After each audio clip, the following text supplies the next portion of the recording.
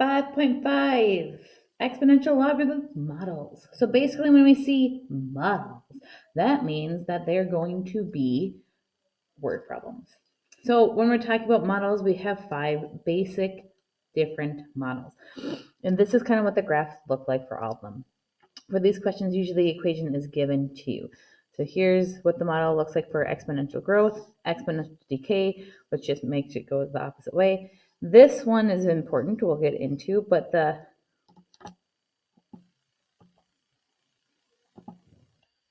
model is going to be when we have a normal distribution graph, which if you ever had anything in stats, which you have talked about in statistics in different classes in Algebra 2, Honors Algebra 2, FST, or Pre-Calc, we've talked about our normal distribution model looks like this. When we have basically the average is in the middle of that model. And then we have the logistic growth model, and then we have logarithmic models, both log and natural log. So when I'm looking at this first problem, you should pause it and you should read it first. That's your first step.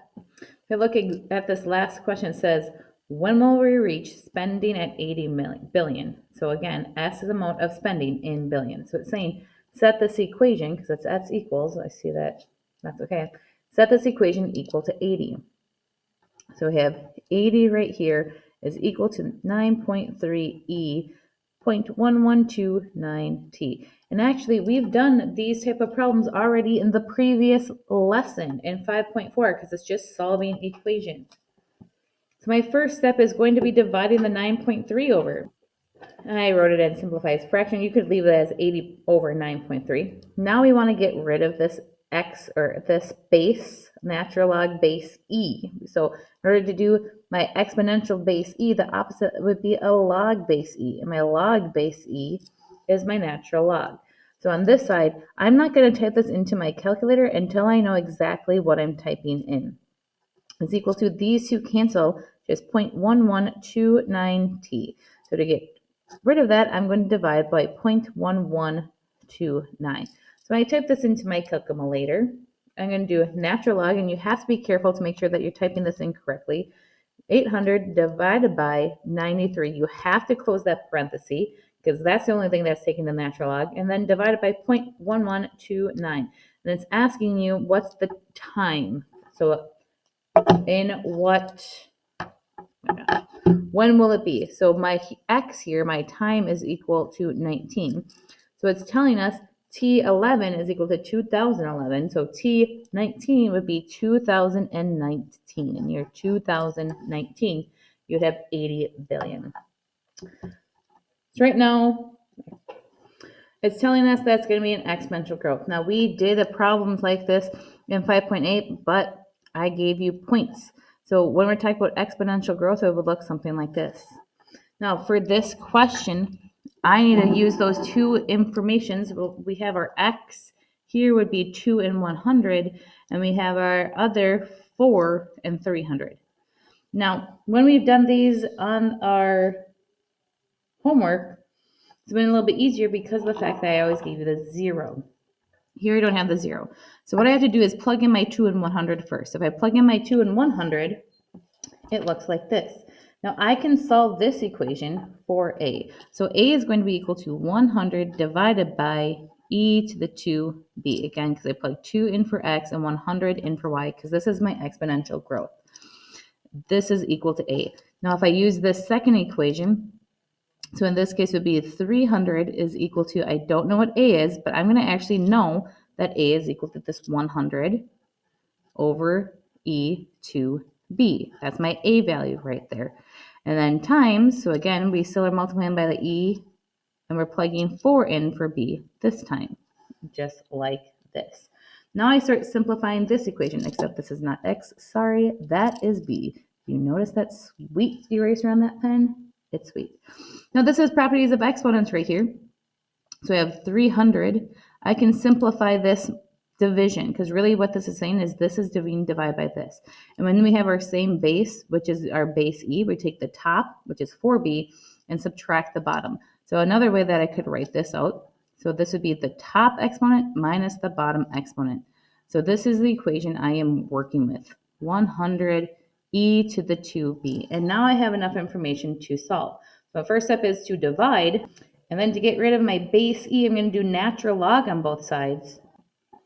And then I'm going to divide by 2. Okay, so now I know that my b value is natural log of 3 divided by 2 is equal to b. I know that my a value, if I look over here, my a value, if I plug this in for b now, if I plug in my b value into this spot right here, these 2 times this divide by 2, those cancel. And then because my exponential e and my natural log e, those 2 cancel, leaving with my a value for this. So now I have my a, I have my b. I'm looking for how many flies will be there in 5 days. So I'm going to go like, I'm using this equation. I don't know what y is equal to. I know my a value is 100 over 3. I have this e. I know that my b value is this natural log of 3 divided by 2. And I know my x value is 5 days. So I want you to plug that into your calculator and see if you get the same thing as me. And I get roughly 525. Now let's say if you put this into your calculator and you rounded it, this you should leave it as a fraction. If you put this in your calculator, you rounded it, you should still get someplace close to 520 flies. Again, you should pause the video and you should read example 3 before I get into it. So when we talk about carbon 14, carbon 12, so basically we're looking to see what it is from carbon 14 to carbon 12, because this will tell us how many years. So we have this equation. Now this is your standard equation once you know what R is equal to, when you can see how many radioactive carbon 14 you have. Essentially, here's my equation, and I'm giving you R. So if I know that R is 1 over 10 to the 13th, and this is equal to 1 over 10 to the 12th, e to the negative t. Again, this equation is standard. You'll see this equation many a times pop up in this lesson. So this is like dividing by 10 to the 12. So I'm going to multiply by 10 to the 12 on the other side. And if I multiply, what I'm really doing there, you could simplify that if you want. This is e negative t 8,223. Now this actually reduces to just 1 over 10. However, if I didn't know that, I could still take the natural log on this side, the natural log on this side. So now again, these are just going through the steps of figuring out or of simplifying the problem. So I'm using this as 1 over 10. And because we did the natural log on this side, I have negative t divided by 8,223. So to get rid of that division, I'm going to multiply 8,223 times the natural log of 1 over 10. I'm going to take that whole shebang and divide by negative 1 because that's negative t. So I type this into my calculator. This is what it would look like. 8,223 times my natural log of 1 divided by 10. Make sure you close out that parenthesis, divide by negative 1. And this is saying within the nearest year, this is 18,934 years old. Oh my gosh, that old. Now, this is, if you go back to that, or if you flip over back to the side, this is the model. That is the model. The model is your normal distribution graph. The model will always have this E, and then typically there's going to be a negative here. Something's going to be squared divided by a number. So when I'm looking at the model, it should look like a bell curve. So if you remember a normal distribution graph, looking at the bell curve, that means half the data is on this side, half the data is on that side. So whenever it's saying like in this, estimate the average. This right here, the maximum of this graph will always be the average. So I'm going to plug this, because it says to sketch, into my graphing calculator. What is that? I don't know what that's for. So I'm first going to plug this in.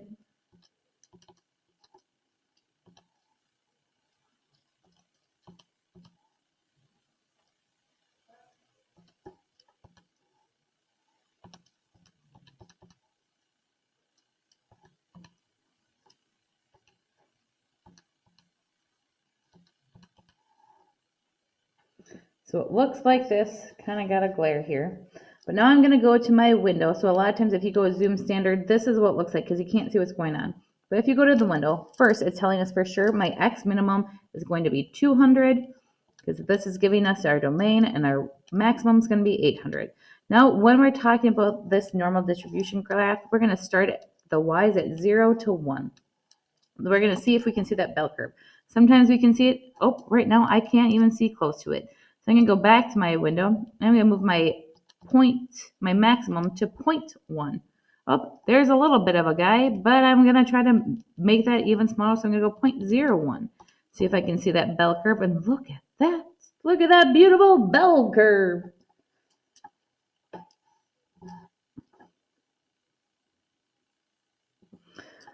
So when I'm sketching this, this is that beautiful bell curve. And again, I was 200 to 800, and this was 0, and up here, what was that? 0.01, 0.01. Now I'm looking for the average, so I'm looking for the maximum because this will give the average of our score. So if I'm looking for my maximum, I'm going to go to calculate, max, and you follow the directions. Left bound, enter. Right bound, enter. Take a guess, enter. So my point here is 514, 0.003, but my x value, that's always going to give me my average. So in this case, my SAT score would be, average score would be 514. So again, pause and read, pause and read. So this model, if you go back and look to see the different types of graphs,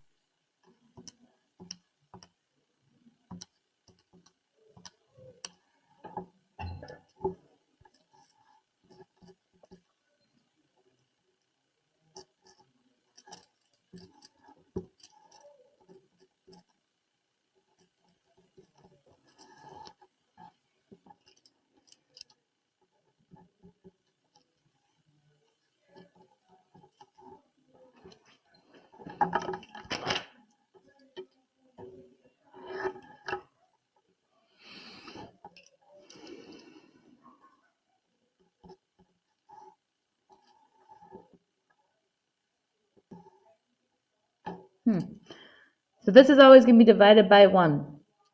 So this would just be I. My base here is 10, so I can go 10 raised to this side, 10 raised to this side, so 10 to the 4th. These two cancel, would be I. So my intensity here, 1, 2, 3, 4. My intensity would be 10,000. So right now I want you to pause the video and see what the intensity of a earthquake was in New Zealand. It's Christchurch, when the Richter scale was 6.3. So you should have gotten this, or roughly 2 million. My intensity was 2 million for the wave energy. That's intense. There you have it. That was a long one. Have a great, have a wonderful day.